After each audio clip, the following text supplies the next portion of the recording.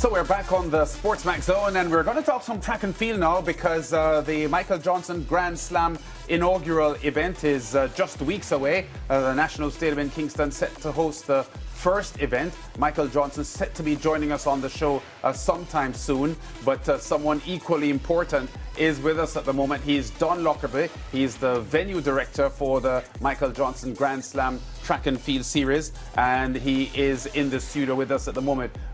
Sports fans in the Caribbean will remember him well from the 2007 Cricket World Cup when the Caribbean hosted a fabulous tournament, and he had such a critical role then. Great to have you back in the Caribbean, Don, although I know this may not be the first time since the World Cup that you've been here. Well, it's a beautiful studio, so fantastic to be here and see all the great progress that's been happening in sport in the Caribbean. Yeah, any quick memories of 2007 Cricket World Cup? Because as I said, that was when your name was introduced to sports fans in the region. Well, I'm sure everybody wondered what this big American was doing in cricket, and I used to joke that I was on the witness protection program. You know, an American in cricket in the West Indies, they'll never find me. And but I'm still a fan. I just finished working on the T20 World Cup in New York. I built that stadium that got pretty good acclaim in 106 days. Good stuff. Now I'm back to my love. Track and field was my sport, and so as a coach and athlete myself for the United States, it's great to be part of Michael's team. And I assure you, the fact that we're here in Jamaica is because of Michael's love for Jamaica, my love for Jamaica, and it's been an absolute blessing for me to be back here. And now we're just about to complete the new retopping of the existing track, and if you haven't seen it, we saw pictures. Some people may have seen that it got a nice look to it, and it's. I woke up one morning and I thought, you know, why don't we do the Jamaica flag colors? And so that's what we've done. It looks beautiful. So it was your proposal? It was my proposal. I was standing in the track one day, and there was two flags that are on the old scoreboard, and I said, you know, those colors would be amazing on a running track. And you know, green was the original tartan color. The very first tracks for years were only green. And then the first Olympic track was the Mexico City Olympic Games in 1968. It was green. And so I started with that color just because, and figured out where I could fit the yellow, the gold and the gold. Listen, Nance's Jamaican, gold. And the black color, so I know where I am. And you know, we just finished, the reason I'm late to get to the studio, and I'm sorry to your listeners, the viewers, the reason is that we just finished a walkthrough of the facility with the Jamaica 3As. Yes. Yeah. And I won't speak for them, but I'm going to say that they were very thrilled. Yeah, and how do you feel? You know, it's just a couple of weeks away before activities start on the track in Jamaica. You know, a lot of people were very uneasy. Our team was trying to get our cameraman in there to see what was happening because, again, you spoke about the love that Jamaicans have for track and field. Are you pleased with what you've seen so far? And can you just give us an insight into what we're to expect? So what we're happy about is the fact that the track has turned out fantastically with the Recordton company building it. The Recordton is the oldest running track company in existence. And their ability to come in and do this work with the great help of the IPL and Major Brown and his crew, and then the support, the really great support of Minister Grange and her team, we pulled off a little miracle, right? Because we also basically had no rain. Yeah. And we've now effectively finished. There's a little bit more to do tomorrow, but then the track needs a good 10 days of curing time. And so after the football match tomorrow night, there'll be nobody on that track or in that field area for a good 10 days. And then we expect to have a really great ribbon cutting ceremony and hand over the track officially on the 24th, the day before Champs. Yeah. And let me add, I think that was the whole, you know, the whole business of trying to make sure the track was in fact finished in time to make sure Champs would be the first competition was a goal right from the beginning, and I know that Keith Wellington is very, very pleased with it too. Yeah. Can you comment, Don, on the story that surfaced late yesterday about the World Athletics having Jamaica with a now Category 2 rating for the track as opposed to a Category 1 that it previously enjoyed? So look, I think the complexity of it is that the track was certified in 2021 as a Class 1 track. Yeah. And therefore it still is, because it won't be certified and classified again until the end of the 5 years. You get a 5-year point, and so September of 2026 would be when the classification needs to take place. Now, the fact that we've put a surface on top of it should only make the facility better. And of course, we ran into some issues. There was some damage to the track. In fact, significant damage, and that's just because of wear and tear and whatever happens to sport facilities. We, as Grand Slam Track, felt the serious need to make it clear that the track needed some additional care to it. And so we've taken the opportunity to partner with the government to make this happen. And so what I would tell you is that the track now, I can tell you, Recordton just had the striper, same striper, by the way, who did the Paris Olympics. He's the #1 striper in the world, and I can tell you that we will guarantee, and they will guarantee, and World Athletics will already have the confidence that the track will meet everything with respect to accuracy of events, relay zones, hurdle tick marks, starting lane positions, and of course, that are all important, 100 meters and 110 meters straightaway. So I know we're good there. We will make sure that we work with World Athletics to see what the next steps are. Yeah, let me get something clear here, because when you talk about the classification of the track Class 2 as against Class 1, this classification extends beyond just the running track itself. Isn't it the entire facility that is being rated when it's being classified, whether Class 1 or Class 2? So Lance, the rules keep changing, right? The sport keeps changing, and, you know, things that you couldn't do in years past, you can do now. But indeed, there is now a classification called the construction classification. Okay. And the construction classification really takes on lighting, audio, the locker rooms, the dressing rooms, doping control, audio systems, if I didn't say that already. So that's really something that I think Jamaicans should be expecting and proud to be looking forward to what the government has announced as this new renovation to the stadium. And let me be very clear what excites us at Grand Slam Track, and one of the reasons why we wanted to be here was the knowledge that this stadium would become a 35,000 seat, almost brand new stadium in a few years, with a world-class track and infield, which would frankly make it the one of the 2 or 3 best track facilities in the Western Hemisphere. Think about it. The only stadium that has more than 30,000 seats that has a running track in it in the United States is the Penn Relays track. Yes. You know, and then Franklin I'm sure Field in Philadelphia. Franklin Field, which Grand Slam Track goes to in May. And then also, of course, the Olympic track in Rio in South America. But after that, even Eugene, Oregon only has 12,000 seats.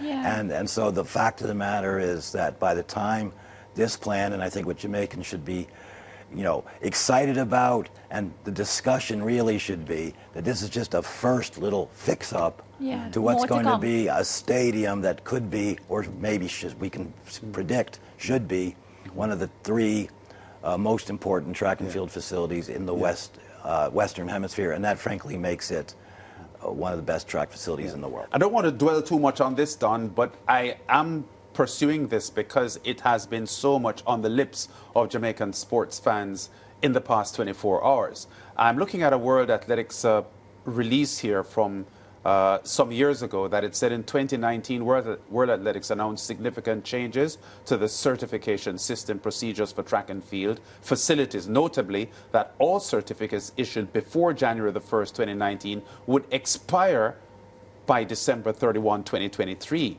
World Athletics also announced a 5-year transition period after which all facilities being 12 years or older will be removed from the World Athletics list of certified athletics facilities, and all facilities between 5 and 12 years for which an application was not put forth for an extension will also be removed from the list of certified facilities.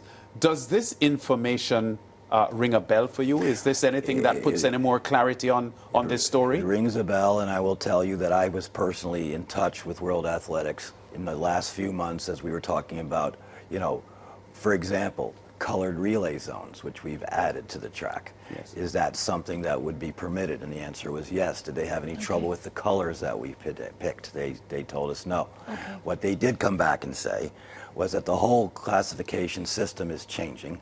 They're re-looking at it, and in reality, things like having 2 more long jump runways would be required for future classification. Okay. That they're going to want to know the lights, the scoreboards, other things of that nature. And what it also says in the rule book very clearly is that World and Class 1 athletics is for Olympic Games, World Championships, and Diamond League events. Yes, yes. What we have here, and there's a beautiful picture I know that people are seeing, is we have a venue that's about to go through a massive renovation, and I know that all those things will be part, and it's part of the government's plan, and we're just wanting to do our part to show that we came here because we knew we'd get great support by the Jamaican people and the Jamaican government, and by the IPL has been wonderful. We're very excited about it. We wanted to try and finish the track before the Inter-Miami game. Yeah, which is tomorrow. Which is tomorrow night, and while we're not yet cured, and we ask people to stay off the track, we are in fact got a track that looks like a running track that's finished, and it will be handed over on the 24th. Yeah. So it's really exciting for us, and I would just say that everybody should just kind of chill a little bit and realize that this is a work in progress, that it was really actually part of the master plan for the new stadium refurbishment. Sorry for that word. And we just want to make sure that we're doing our part to help show that this is a seriously positive step in the right direction. Yeah, and when you selected Jamaica as one of the venues, because we all know what Jamaica has produced when it comes to track and field, but one of the things I tend to do is, because of what I do on this show, is listen to what's other people are saying on the ground, and then forming my own opinions. And one of the things, one of the discussion is that will people from around the world travel to Jamaica to look on at the Grand Slam track event and all of that? Do you feel like you'd get that reception with regards to the venue? Well, look, there's no question that the moment I was in a meeting in Paris, actually, during the Olympic Games, and we were talking about where we would go, and Michael made it clear that he really wanted to send me and others down to Jamaica to look at the stadium and see if this was a place, because he has the passion about Jamaica. And the idea that we're actually making it the very first venue, I hope people will take a chance, so to speak. But what are they taking a chance on? I mean, the fact of the matter is, we have probably more Olympic medalists coming to this competition, plus some challengers that could make it the finest early track meet of the year, if not for many months before they get to some other championships, including the Worlds. And so the fact that our Olympic medalists, national and world champions, are coming is something I hope all Jamaicans who are sports fans of any sport would want to be part of. The fact also that we're doing it the week after Champs, we're going to be making an announcement more seriously about having the 8 fastest boys and girls 100-meter, 200-meter, and 400-meter runners participating in our Grand Slam track. Wow. When did that idea come about? I saw that. I read about it today, actually. Yeah, we're going to get to seriously introduce that a little bit more, and the incentives that we're doing, but it just occurred to us that, our slogan at Grand Slam track is only the fastest. Yes. And it also occurred to us that, while the Champs is the finest high school track and field meet in the world, there's no question about it, that, in fact, they don't actually have the fastest run against each other necessarily, right? Because of age group or school designation, etc. So we're going to invite the top 8. It's all through ISA. ISA will tell us which are the top 8 have agreed with their coaches to come race. If we don't get the fastest 8, we'll look to the 9th, 10th, 11th, or 12th person to come in. But we're going to have great fields. Yeah, that's a good point that you just made, Don, because it is not unfamiliar, especially on the girls' side of things, to see the under 14 runner winning in a faster time than the under 16 runner did, or the under 16 runner winning in a faster time than the under 19 winner did. So you are right. Because of the classification of the athletes, there are many times that the fastest performers at Champs aren't necessarily coming from the highest age group. Right. So it's great that you would have this idea to put that on. Yeah, Lance, we hope a week later that those athletes will have signed up or accepted the invitation, because it'll be by invitation, and then they'll actually be part of the competition. They'll go to our hotel. They'll be on our shuttle buses to Stadium East. They'll go through the call room that the pros are going through. They'll have a parent or a coach, or they'll get some tickets, and we're also going to do some things to financially support champs. Yeah, what I like about that is one of the things about this Grand Slam track event is a lot of people are drooling at the prize money.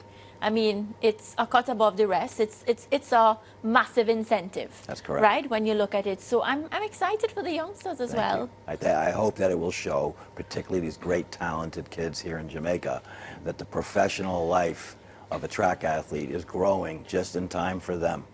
That there, of course, has always been the college scholarship opportunity to a place like the States, and the pro world was always that 1% opportunity if you got a shoe contract or something like that. But this is Michael Johnson's vision to change the sport. Yeah, Don, before you go, just for the benefit of our viewers looking on, could you just pop a few names up there for us for early April about the stars that the Jamaican fans will be seeing at this meet live? Well, I mean, the best part, because I don't want to say anybody's better than anybody else, but remember that we've contracted 48 athletes, 24 men, 24 women under contract. They have to come. They have to race twice over the weekend, which is another big thing.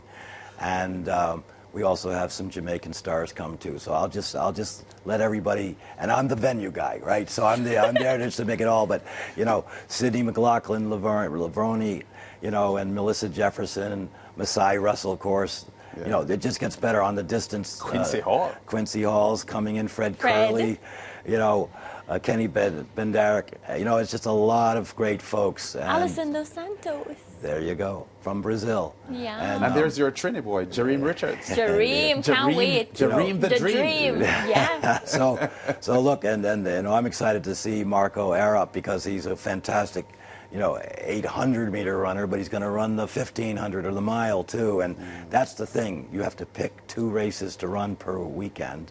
And if you haven't heard about the prize money, the winner of every race gets $50,000 US. Yeah. And I believe even if you finish in 8th, you get 10. 10, yeah. Now you can do the math, right? There's 4 slams. That's 8 races. If you won all 8, at 50, you're going to go home and by June and make 400,000, and the worst you're going to do is 80,000. Wow. You know, so that's a pretty good start in a sport that then lets those athletes go to the Diamond League. Wow. Pretty impressive. I know Michael Johnson had some travel issues getting to our studios. I'm not too sure exactly where he's at the moment. But Don, you have represented the meet well, and you've put some clarification on the venue issue that has been a talking point with Jamaicans in the past 24 I think, hours. as I said, when the J3As walked through it, and the champs has been walking through it, and yes, we did make it difficult for people to take an early look. Thank you. But you know, we knew that everybody was more concerned perhaps than we were about getting it finished in time, and that question was asked to me 200 times a day. So I just wanted to say less and do more. Yeah. Well, we're happy. I hope that's going to show itself and manifest And I'll itself. see you tomorrow at the game. Fantastic. All good. She's talking about the Messi game. Yes, Lionel yes, Messi's yes, Inter yes. Miami taking on Jamaica's Cavalier tomorrow night at the National Stadium in Kingston. But Don Lockerby wants to ensure that there's not too much traversing on the running track. I won't. Please be gentle on the new running track. Don Lockerby, venue director for the Michael Johnson Grand Slam Track and Field, which starts next month. The first of the meets scheduled for Kingston, Jamaica. Don, great seeing you again after all these years. Nice to be on this side of the camera with you, and I'll enjoy watching the show as I normally do. Okay, great. Thanks. Don Lockerby there. And we go to break. We'll be back with more on the SportsMax Zone after this.